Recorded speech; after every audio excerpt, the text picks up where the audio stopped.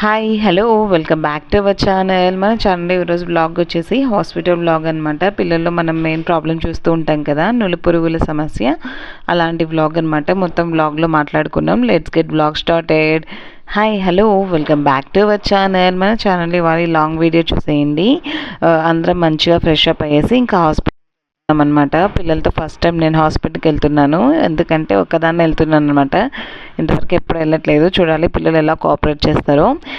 ఇంకా అందరం మంచిగా రెడీ అయిపోయి ఇంకా హాస్పిటల్ బయలుదేరుతున్నాం అనమాట. ఎందుకంటే ఈ మధ్య మా పెద్దోడు కొంచెం కంప్లైంట్ చేస్తున్నాడు, ఎక్కువ స్టమక్ పెయిన్ వస్తుంది అనేసి. ఈ ప్రాబ్లం మనం అండర్ 5 years పిల్లల్లో ఎక్కువ చూస్తూ ఉంటాం కదా. మీలో కూడా ఎవరైనా ఈ ప్రాబ్లంతో ఫేస్ అవుతున్నారా పిల్లలతో అలా ఎవరికైనా యూస్ఫుల్ అవుతుందని ఈ వ్లాగ్ చేస్తున్నాను అనమాట. పిల్లలు మెయిన్ ప్రాబ్లం చూస్తూ ఉంటాం, ఎప్పుడు స్టమక్ పెయిన్ అని కొంచెం కంప్లైంట్ చేస్తూ ఉంటారు. అలాగే వాళ్ళు మంచిగా ఉంటారు ఆడుకుంటా, సడన్గా ఇరిటేట్ అయిపోతారు అనమాట. కొంచెం ఆకలి కూడా ఎక్కువ అనిపిస్తూ ఉంటుంది వాళ్ళకి. కొంచెం గ్రోత్లో కూడా ఏదన్నా కొంచెం మనం అబ్జర్వ్ చేయొచ్చు. వాళ్ళల్లో ఏదన్నా సడన్గా ఏడ్చడం కానీ నవ్వడం కానీ మూడ్ చేంజెస్ ఉంటాయి అన్నమాట. అలాంటప్పుడు వాళ్ళకి ఈ సమస్య ఉందని మనకి అర్థమైపోతుంది అనమాట. మనం యాజ్ ఎ పేరెంట్గా వాళ్ళని అబ్జర్వ్ చేస్తూ ఉంటాం కదా, నులి పురుగుల ప్రాబ్లం ఉంటుంది. అందుకని ఒకసారి డాక్టర్ని కన్సల్ట్ అవుదామనేసి నేను పిల్లల్ని హాస్పిటల్ తీసుకెళ్తున్నాను అనమాట. నేను ఒక్కదాన్నే తీసుకెళ్తున్నాను. చూడాలి వాళ్ళు నాతో ఎంత కోఆపరేట్ చేస్తారో. మీ పిల్లలు కూడా ఎవరికైనా ఇలాంటి ప్రాబ్లంతో ఫేస్ అవుతారేమో అనేసి ఈ వ్లాగ్ చూస్తున్నాను. మన ఛానల్లో చాలామంది సబ్స్క్రైబ్ చేసుకోకుండా వ్లాగ్స్ చూస్తున్నారు. కొంచెం సబ్స్క్రైబ్ చేసుకోండి, నాకు కూడా మోటివేషన్గా ఉంటుంది కదా.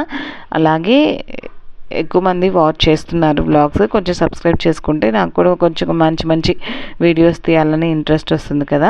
ఇంకా బ్లాగ్ డీటెయిల్కి వెళ్ళిపోతాము. అందుకని ఇంకా హాస్పిటల్కి బయలుదేరిపోయామన్నమాట. ఇంటి నుంచి ఒక 2 minutes నడిచి చేస్తే మనకి ఆటో స్టాండ్ వచ్చేస్తుంది.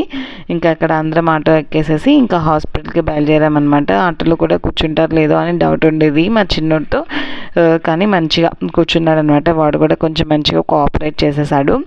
ఇంకా అందరం కలిసేసి ఇంకా చేరాము. ఇంకా హాస్పిటల్లో మన థింగ్స్ ఉంటాయి కదా, నార్మల్గా డాక్టర్ అపాయింట్మెంట్ ఓపీ అవి తీసేసుకొని డాక్టర్ అవైలబిలిటీ ఉందా లేదా అని అడిగేసి చెక్ చేసేసుకొని ఇంకా లోపలికి వెళ్ళిపోయామన్నమాట. ఇంకా లోపలికి వెళ్ళిపోయేసి ఇంకా ఓపీ తీసేసుకొని ఇంకా పిల్లలకి కొంచెం వెయిట్ చెకింగ్, హైట్ అవన్నీ ఉంటాయి కదా, అవన్నీ మంచిగా ర్యాపిడ్ చేసేసుకొని ఇంకా డాక్టర్ దగ్గరికి వెళ్ళామన్నమాట. మా పెద్దోడిని కొంచెం ప్రిపేర్ చేస్తూ ఉన్నాను.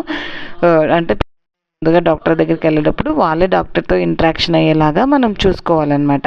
అందుకని వాటితో చెప్తున్నాను అనమాట, ఇలా ఉన్నాయి, నీకు పొట్ట నొప్పిస్తుందని మేడంకి చెప్పు అని చెప్తా ఉన్నాను.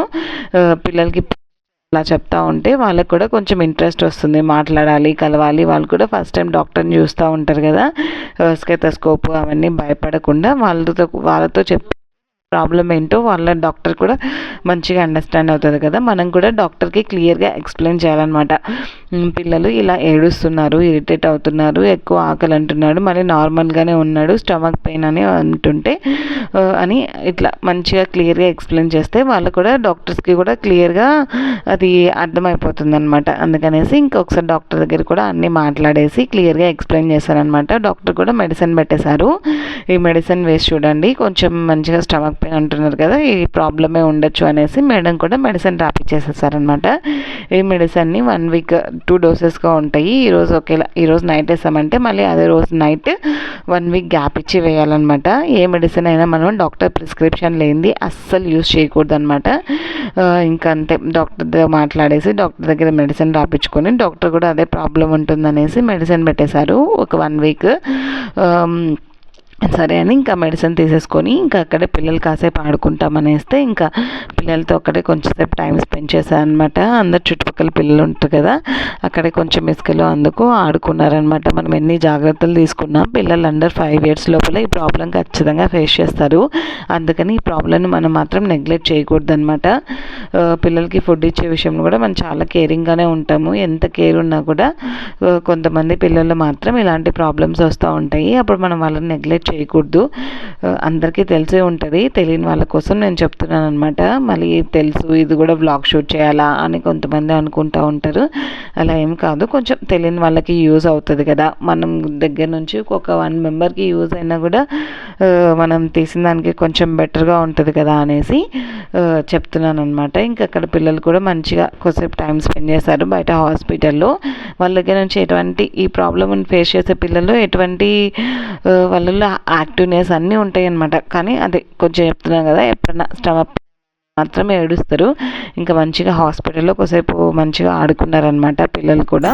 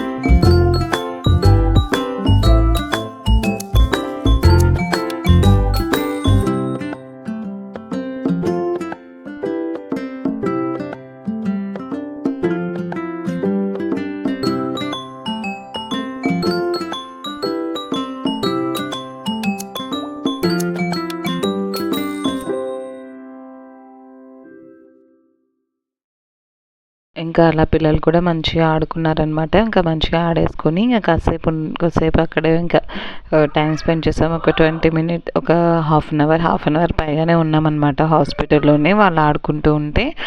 ఇంకా తర్వాత ఇంకా ఇంటికి బయలుదేరి ఇంకా ఏం బ్లాగ్ షూట్ చేయలేదు. ఇంటికి వెళ్ళిన తర్వాత ఇంకా పిల్లలకి మళ్ళీ ఆటోలో బయలుదేరిపోయేసి ఇంకా నైట్ మెడిసిన్ మేడం చెప్పారు కదా, ఆ డోస్ ప్రకారమే మనం ఫాలో అవ్వాలి. తర్వాత నైట్ కూడా మంచిగా మెడిసిన్ వేసేసి ఇంకా పడుకోబెట్టేసాను అనమాట. మా పిల్లలతో అయితే టెన్షన్ లేదు, మెడిసిన్ చక్కగా వేసుకుంటారు, ఏం సతాయిచ్చారనమాట. మెడిసిన్ వేసుకునే విషయంలో మాత్రం నేను కొంచెం లక్కీగానే ఫీల్ అవుతాను. ఇద్దరు పిల్లలు మంచిగా మెడిసిన్స్ వేసుకుంటారు. ఇంకా అలా మెడిసిన్ వేసేసి వాడిని కూడా పడుకోబెట్టేసేసాను అనమాట. Thank you for watching. Bye, take care.